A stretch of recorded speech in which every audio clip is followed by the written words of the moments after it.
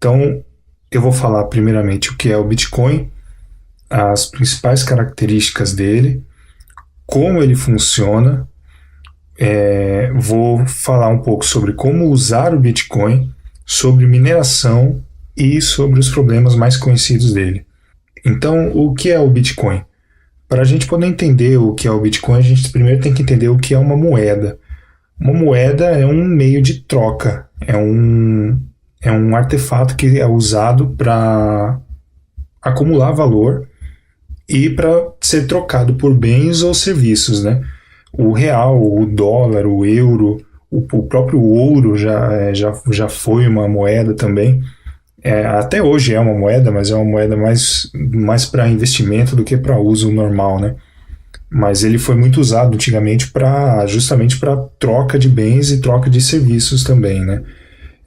Supondo que você tenha uma vaca e você quer trocar por um terno, você precisa equiparar esses valores. Você não sabe quantos ternos valem uma vaca ou quantos sapatos valem um terno. São todos produtos e serviços também que possuem valores, e você precisa ter um meio de equalizar esses valores para poder facilitar a troca, né? Então você troca, por exemplo, a sua vaca por R$100 e você compra um sapato por R$50. Significa que 2 pares de sapato valem uma vaca. Mais ou menos isso que é para isso que serve a moeda, para ser uma forma de concentrar o valor numa base monetária comum, para que qualquer bem ou serviço possa ser convertido nessa base monetária. O Bitcoin não é diferente disso. Ele serve como uma moeda. Ele serve justamente para você poder quantificar valores em Bitcoins também. Então, por que é que existe o Bitcoin? Por que é que o Bitcoin ele existe e ele pretende substituir as moedas que a gente conhece como o real ou o dólar? O Bitcoin, ele não depende de um emissor central. Então, por exemplo, no Brasil, o real é emitido pelo Banco Central do Brasil. O dólar é emitido pelo Banco Central americano. E todas as moedas estatais são emitidas pelos seus respectivos países, né? O que acontece? Essas moedas, elas são moedas fiduciárias, que significa que a entidade que emite essas moedas tem total liberdade para emitir novas moedas à medida que eles julgam isso necessário. Então, sempre que faltam reais no Brasil, mais reais são impressos, são emitidos como títulos de dívida pública, como juros, enfim. O governo define a melhor forma de emitir esse dinheiro e para quem esse dinheiro vai ser destinado. E aí ele emite novo dinheiro. O Bitcoin não funciona dessa forma. O Bitcoin ele não tem uma autoridade central controlando ele.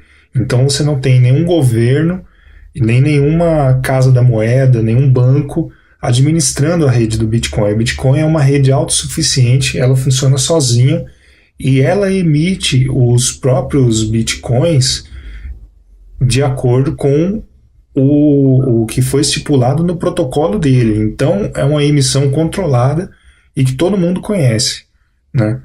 Eu vou falar um pouco mais sobre como é a emissão de novos bitcoins mais para frente.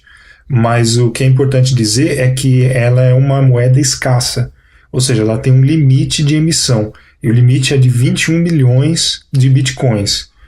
21 milhões pode parecer pouco, mas esses bitcoins eles podem ser divididos em até 8 casas decimais.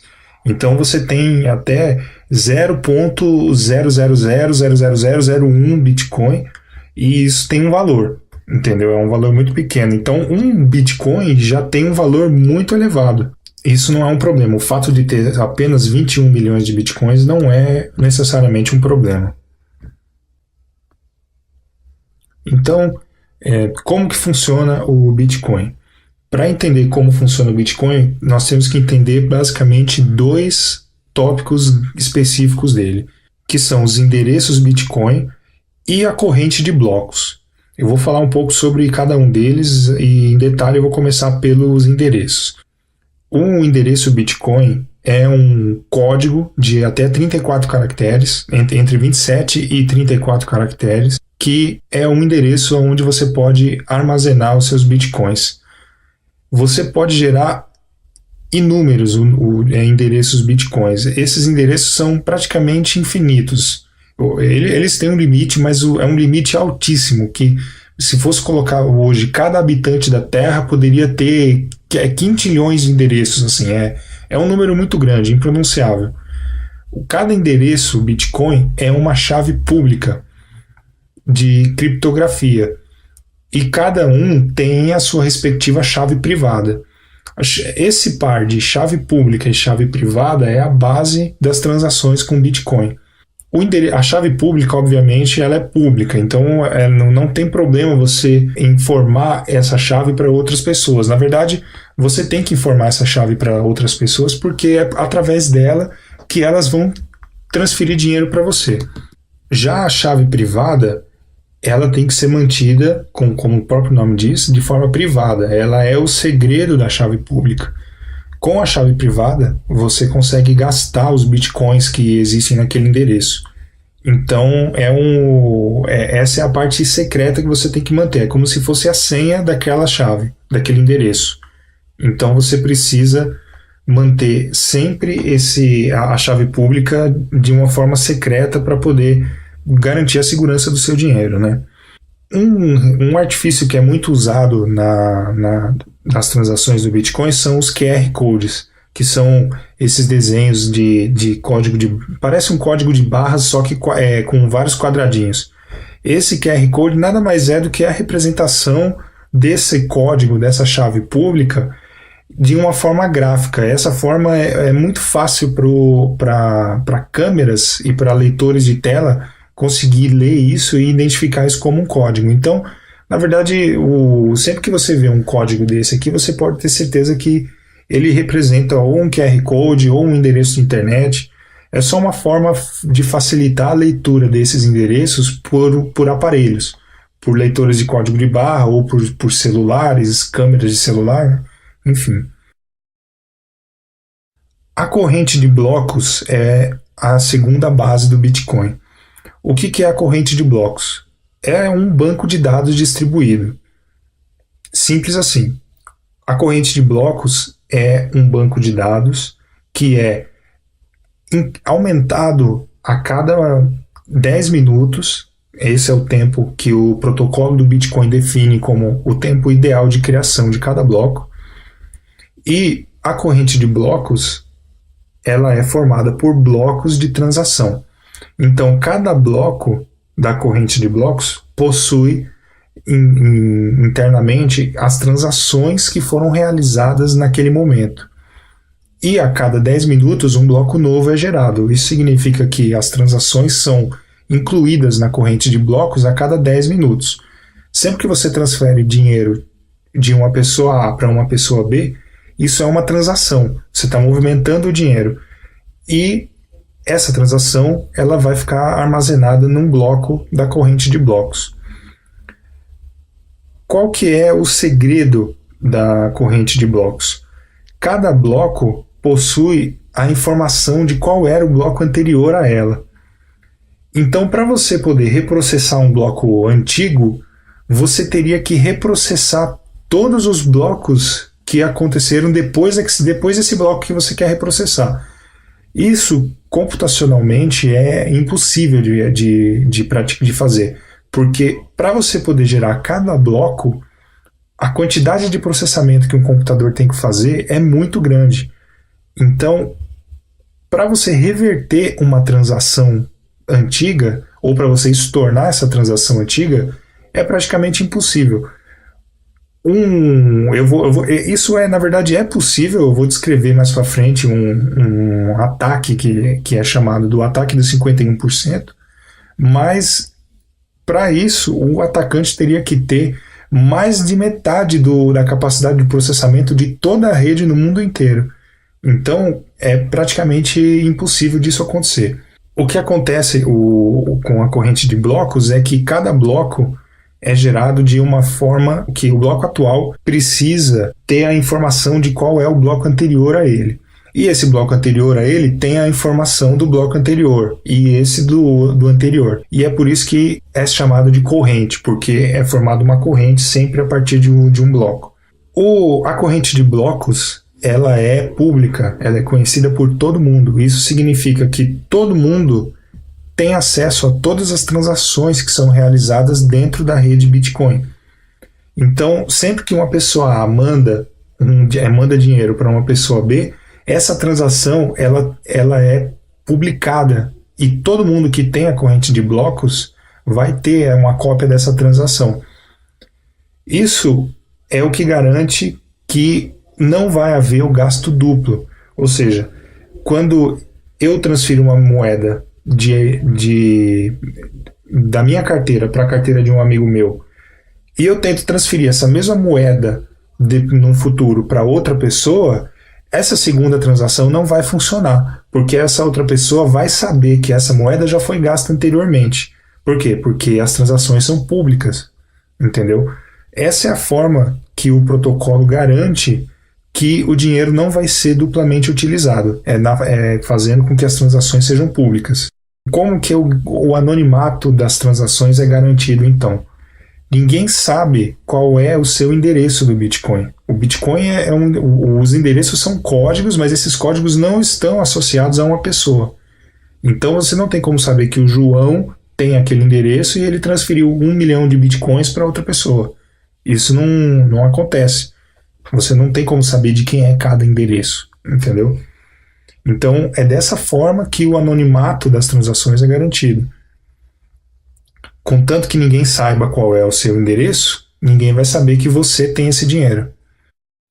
Bom, eu vou falar um pouco agora sobre como usar os bitcoins. Para usar os bitcoins, você obviamente tem que ter pelo menos um endereço de bitcoin. E o endereço, ele fica na sua carteira. A carteira, o que é? Ela é um programa que você pode ter ou instalado no seu computador, ou instalado no seu celular, ou num site especializado nisso, uma web wallet, né, que chama, ou mesmo num papel. Você pode ter uma carteira em papel também. A carteira ela serve para quê? Ela serve para acumular os seus endereços Bitcoin. Então você pode ter um ou mais endereços. Na verdade, o ideal é que você tenha um endereço para cada transação que você vai fazer. Então a carteira ela serve para isso, para poder agrupar os seus endereços e facilitar a gestão do seu dinheiro. O jeito mais fácil que eu considero para usar bitcoins, e isso é uma opinião pessoal, obviamente, é com um smartphone. Você tem a sua carteira no seu celular, você tem lá então o seu dinheiro e você consegue usar isso na rua, você consegue usar isso na internet, consegue usar em qualquer lugar. Você consegue enviar e receber dinheiro de uma maneira muito fácil, né? Eu vou demonstrar aí o funcionamento básico de uma transação em uma loja virtual ou em uma loja física, mas basicamente é igual de qualquer forma. Então, para usar os bitcoins, eu vou dar dois exemplos aqui, um para uma loja virtual e outro para uma loja física, né? Uma loja da rua, assim, que existe de verdade. Em uma loja virtual, o funcionamento é bem simples. Você escolhe os produtos que você quer comprar. Na hora de você fechar a sua compra e fazer o pagamento, você escolhe a forma de pagamento Bitcoin e a loja vai gerar um endereço e vai te dar o valor que você tem que transferir para esse endereço. Basta então que você pegue esse endereço, coloque lá na sua carteira, pode ser no seu smartphone ou pode ser no computador. Você faz a transferência do valor que está sendo solicitado por um endereço e em questão de segundos a loja já vai receber a primeira notificação de que o pagamento foi realizado e vai prosseguir com o seu pedido normalmente. Se você estiver fazendo um pedido de alguma coisa que seja mais cara ou que exija algum tipo de confirmação, a loja pode esperar que essa transação seja confirmada em alguns blocos antes de liberar o pedido para você.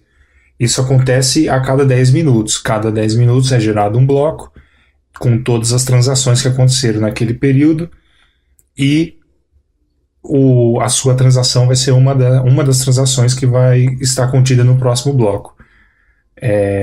Isso garante que a transação não vai ser estornada, não vai ser revertida. A partir de 2 ou 3 confirmações já é suficiente para a transação ser praticamente impossível de ser revertida. Se você tiver... Tem até um ditado aí. Se você estiver vendendo uma casa usando bitcoins, você espera 6 confirmações, que vai levar 1 hora, e tá tudo certo. Você tem certeza que esse dinheiro não vai ser estornado nunca mais. Em lojas físicas, a situação, a compra de Bitcoin, a venda de produtos e serviços também é simples, entendeu? Um estabelecimento, por exemplo, um restaurante que quer passar a aceitar bitcoins também, pode ter um smartphone ou no próprio computador, no sistema de gestão, ele pode fazer a cobrança em bitcoins também. Para isso é só ele, na hora de fazer o fechamento do pedido e mostrar o valor, mostrar junto um QR Code. Isso pode vir até impresso no papel, numa comanda de papel. E aí você, com o seu smartphone, você escaneia o QR Code, faz o pagamento e em questão de segundos o restaurante vai receber a notificação do primeiro pagamento. Como as transações desse tipo de estabelecimento geralmente são de baixo valor, você paga um almoço, paga um produto que seja mais barato e tal, você pode trabalhar sem ter as confirmações em tempo real. Você vai receber a primeira confirmação a partir de 10 minutos, mas a chance de que você tenha um gasto duplo com uma transação originada a partir de um celular é muito pequena. Então, você pode ficar tranquilo com relação a isso, se você for o dono do estabelecimento, né? A compra é bem tranquila também. Bom, para você comprar ou vender bitcoins, existem basicamente 2 formas. Uma é através da casa de câmbio e a outra é diretamente de outra pessoa, né? Existem algumas casas de câmbio que são chamadas de exchanges lá fora, né? Aqui são casas de câmbio, como o Mercado Bitcoin, o Bitcoin to You, o Bitfication, entre outros aí que aceitam depósitos em reais e você pode comprar bitcoins usando reais, né? Elas são uma mistura de casa de câmbio com bolsa de valores, porque você coloca ordens de compra e ordens de venda nesses sistemas e você pode comprar ou vender os seus bitcoins pelo valor que você achar conveniente, né? Outra forma de fazer isso é diretamente das pessoas que têm bitcoins. Então, existem sites, por exemplo, o Local Bitcoins, onde você pode anunciar que você está querendo comprar ou vender bitcoins. Você diz lá quais são as condições, o valor que você quer pagar, o valor que você está cobrando, enfim, da onde você é e como vai ser conduzida essa negociação. Alguns vendedores vendem até pessoalmente bitcoins. Você marca um dia e hora, você encontra com o vendedor num local que vocês combinaram e faz a troca. Você paga para ele em dinheiro e recebe os bitcoins na hora. Bom, eu vou falar um pouco agora sobre mineração. Eu falei anteriormente que os blocos são gerados a cada 10 minutos e que eles contêm todas as transações e tal, mas você deve estar se perguntando se o Bitcoin não tem uma autoridade central, então quem é que gera esses blocos, né? Onde eles ficam armazenados, né? E a resposta para isso é o processo de mineração. A mineração é um processo computacional, né? São computadores que fazem isso. E esses computadores, eles estão conectados em rede, pela internet, né? Mas numa rede P2P, que é uma rede descentralizada, criada especificamente para esse fim. E o que acontece? esses computadores todos estão competindo para descobrir o próximo bloco. Então, existe uma carga de processamento enorme para você poder descobrir qual vai ser o próximo bloco da corrente de blocos. Quem descobre esse bloco tem uma recompensa. A recompensa atualmente está em 25 bitcoins por bloco. Então, o minerador, né, o computador ou o grupo de mineradores que consegue descobrir qual vai ser o próximo bloco a partir de um processo computacional que demanda muita capacidade de processamento do computador, esse minerador vai ser recompensado com 25 bitcoins. Então, esse bloco vai conter todas as transações que aconteceram naquele período e mais uma transação de emissão de novos bitcoins, que são 25 bitcoins por bloco. O tempo médio de criação de cada bloco é de 10 minutos. Ele pode não ser exatamente 10 minutos, mas o protocolo tenta colocar como tempo ideal 10 minutos. Então, o que acontece? Prevendo que a cada ano, a cada 6 meses, sei lá, a capacidade de processamento dos computadores fica mais e mais potente, né, mais veloz, o protocolo prevê que o cálculo que é necessário para poder fazer um novo bloco tem que ser dificultado. Então, o que ele faz? A cada 2016 blocos, o protocolo verifica quanto tempo, em média, os últimos 2016 blocos foram gerados para poder definir qual vai ser a dificuldade dos próximos 2016 blocos. Se você colocar numa linha do tempo, 2016 blocos, se forem gerados a cada 10 minutos, dá exatamente 2 semanas. Então, a cada 2 semanas, a dificuldade da mineração é recalculada pela própria rede e a própria rede define que o processo de mineração vai ser mais difícil ou mais fácil, né? Isso tudo depende do quê? Da capacidade de processamento de toda a rede. Então, no começo do Bitcoin, por exemplo, em 2009, com um computador simples da época, com uma placa de vídeo barata, já era suficiente para poder minerar Bitcoins com relativa facilidade, né? Hoje em dia, existe hardware especializado na mineração de Bitcoins, hardware que consegue superar milhares de vezes o desempenho de uma placa de vídeo para essa tarefa, né? Então, a dificuldade aumentou absurdamente, né? O índice de dificuldade aumentou muito para poder compensar o avanço tecnológico da rede, você entendeu? Então, isso significa o quê? Que minerar usando o seu computador e uma placa de vídeo já não serve para mais nada, porque esse equipamento não tem velocidade suficiente para acompanhar o resto da rede, entendeu? Só que isso não é um problema. Eu costumo dizer o seguinte: o dinheiro não é para você imprimir em casa, entendeu? Você não imprime reais em casa, você não imprime dólares, euros, você não escava o chão da sua casa para tentar achar ouro, você entendeu? Então você não tem que minerar. O dinheiro não foi feito para ser criado assim. É claro que se você puder, se você tiver condições de hardware para poder fazer isso, é uma forma de você ganhar dinheiro. Assim como existem empresas de mineração que mineram ouro. Eles ganham dinheiro com isso, entendeu?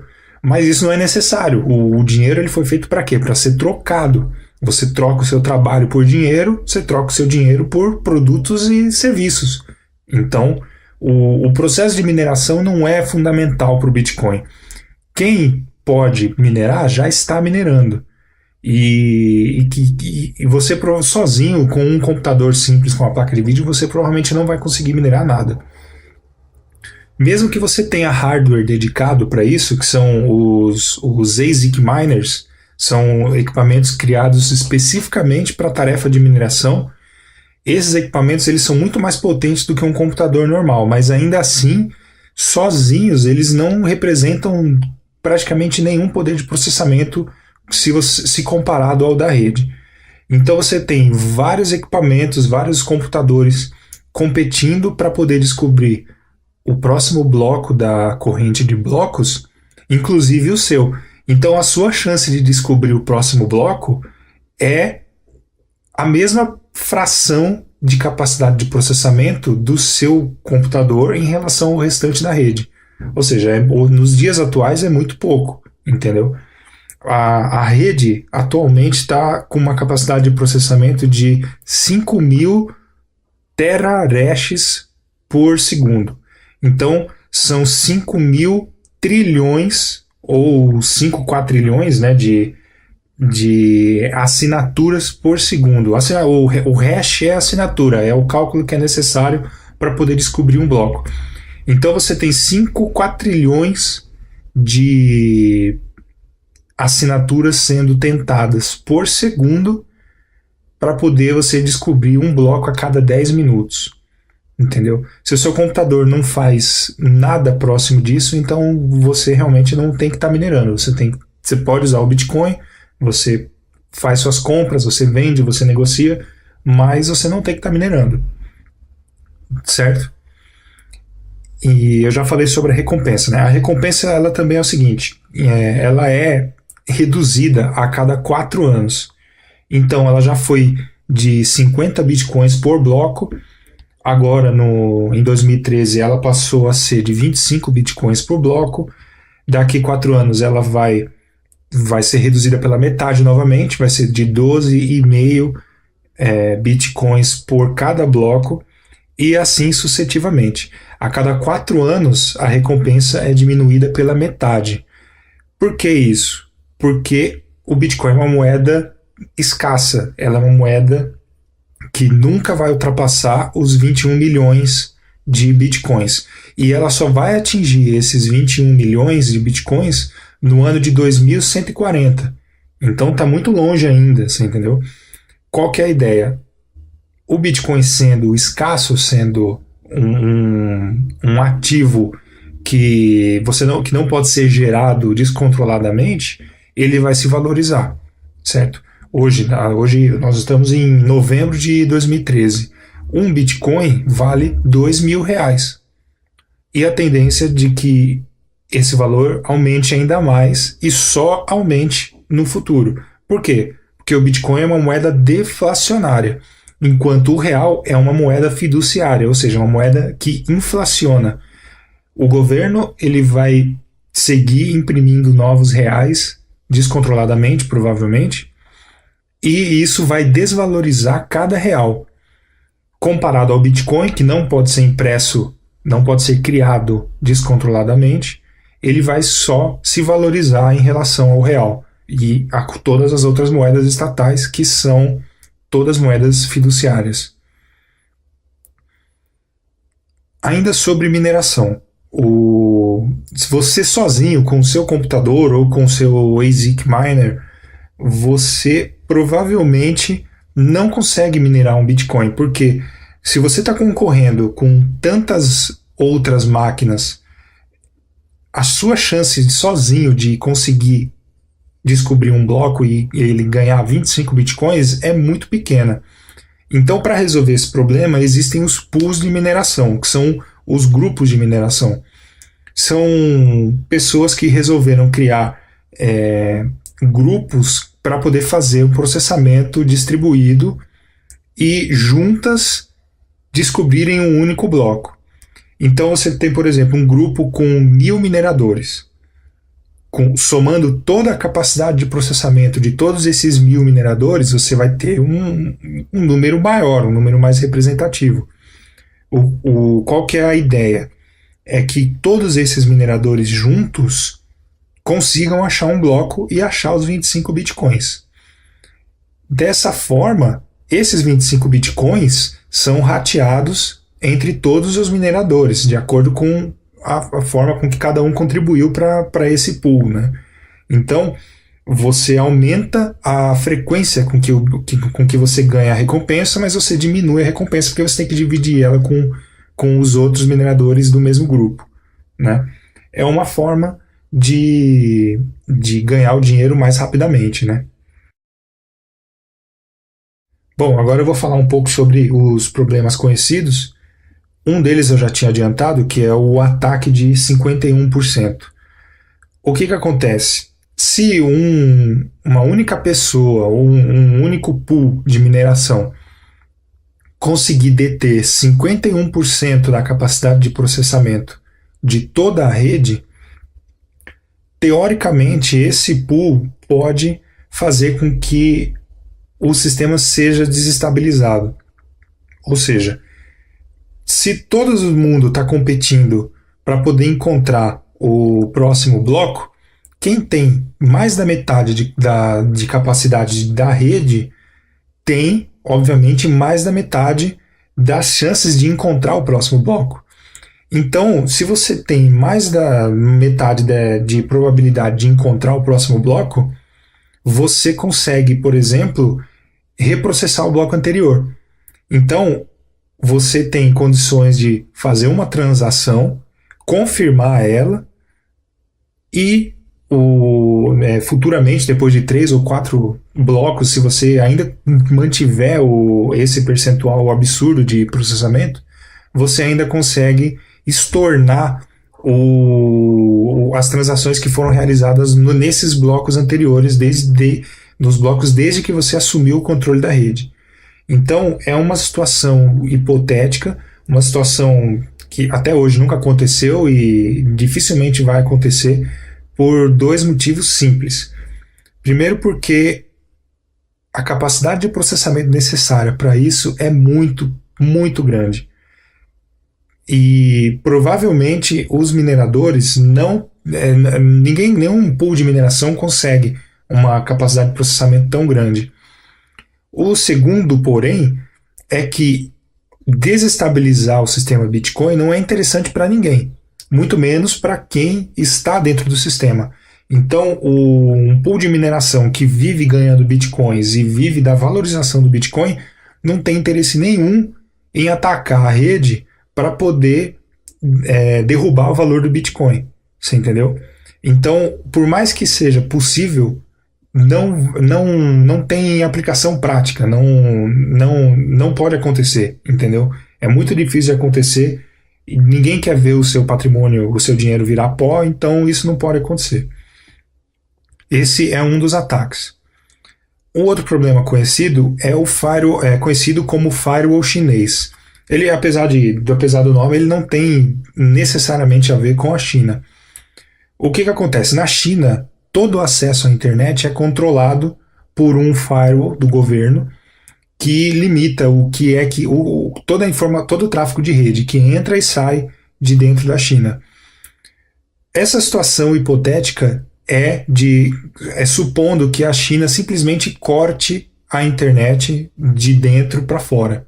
Ou seja, as pessoas que estão dentro da China vão ter lá a sua rede, a sua internet interna funcionando, e as pessoas que estão fora da China também. Só que elas não vão ter comunicação entre si. Então, os pools de mineração, os mineradores da China não vão ter comunicação com os mineradores de fora da China.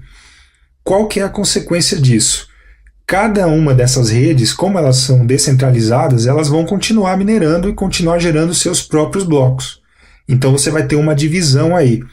Você vai ter a corrente de blocos dentro do território que está isolado, e você vai ter a corrente de blocos fora dessa rede isolada.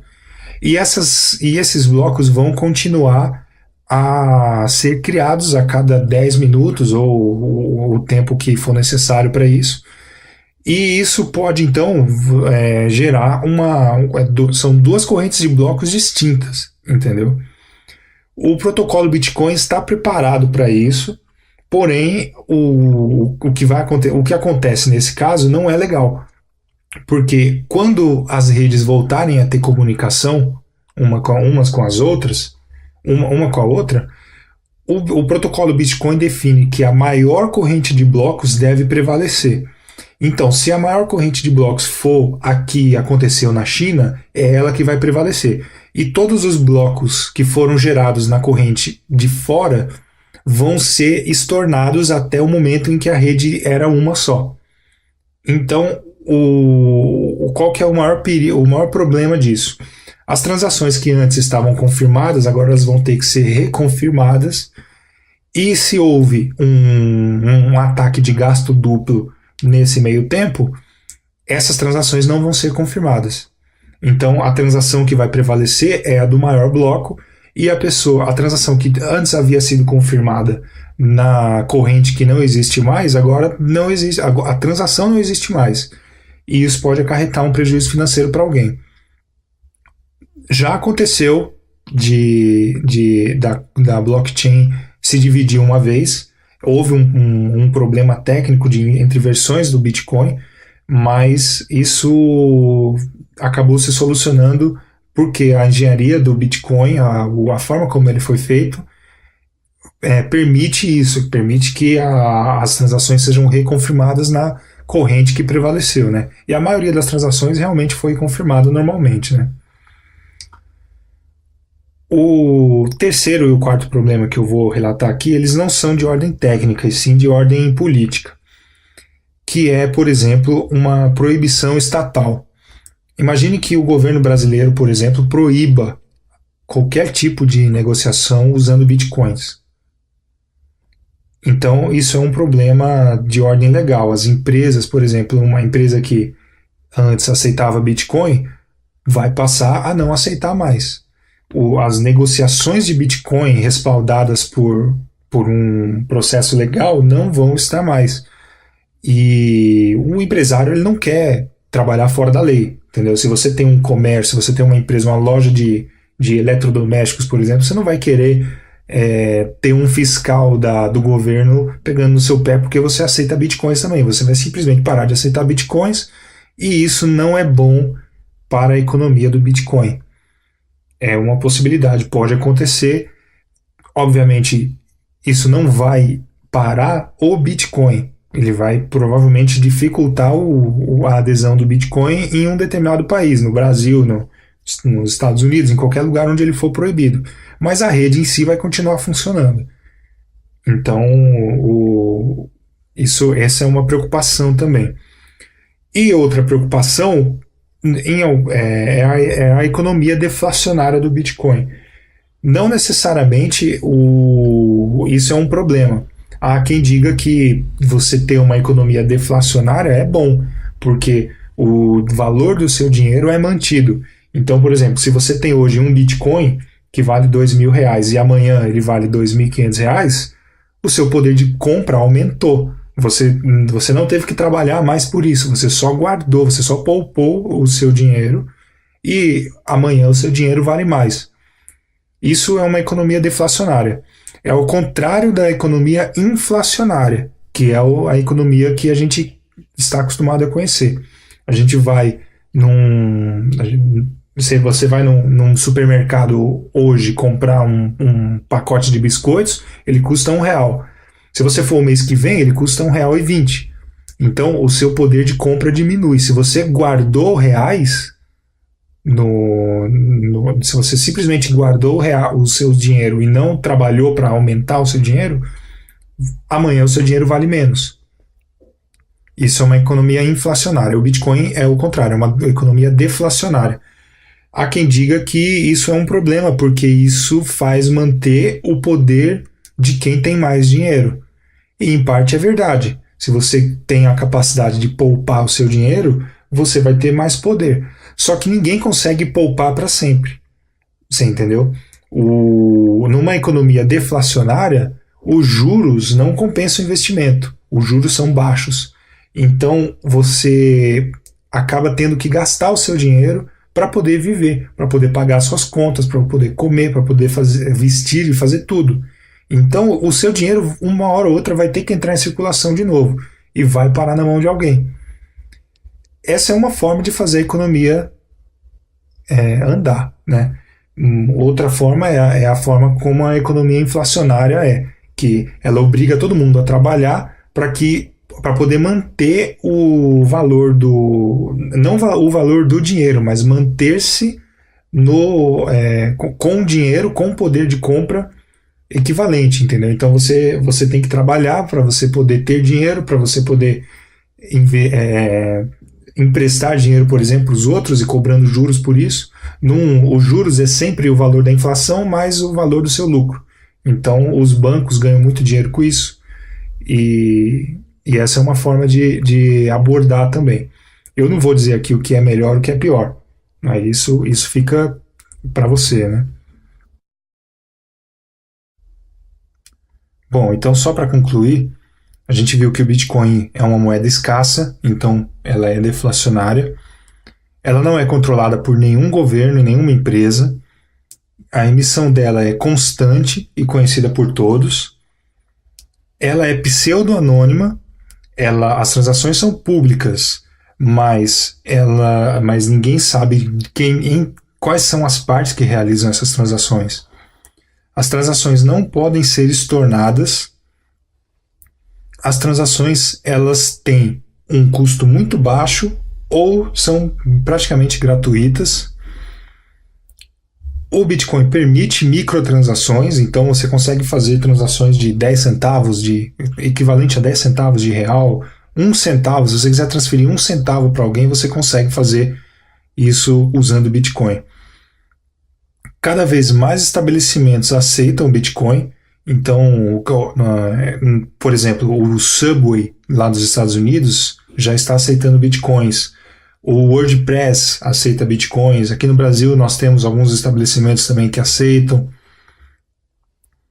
E que o Bitcoin é fácil de integrar com os sistemas atuais. Se você tem uma loja, se você tem um site que vende alguma coisa, você pode facilmente receber Bitcoins. Isso não é difícil de integrar com o seu sistema atual. Tá certo? Eu espero que vocês tenham gostado do vídeo. Deixem aí comentários, sugestões, dicas. Se eu cometi algum erro, vocês me dizem aí.